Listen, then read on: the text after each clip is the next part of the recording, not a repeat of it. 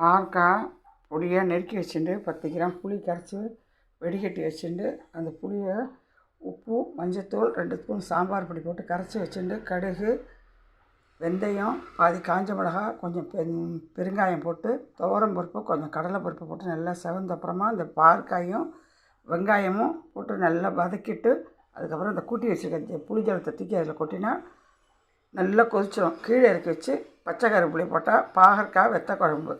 இது முருங்கைக்கீரை பொரியல். முருங்கைக்கீரையை உருவி வச்சுட்டு நல்லா அலசி எடுத்து வச்சுட்டு கடுகு காஞ்ச மிளகா பெருங்காயத்தூள் போட்டு தாளித்து கொட்டி முருங்கைக்கீரையை போட்டு உப்பு போட்டு தட்டு போட்டு மூடி வைக்கணும். கொஞ்சம் ஜலஞ்சலிச்சு நல்லா வெந்தோடனே வெந்நீரில் பயத்தம்பருப்பு ஊற வச்சுருந்தோம்னா வெந்திருக்கும் கவக்காட்டில். அதனால் திருக புழிஞ்சு போட்டு தேங்காயும் பச்சை கருவேப்பிலையும் போட்டால் முருங்கைக்கீரை பொரியல் பாகற்காய் வெத்த குழம்பு. இதுதான் இன்றைக்கி சமையல். இதுமாரி பண்ணி சாப்பிட்டு பாருங்கள், நல்லாயிருக்கும்.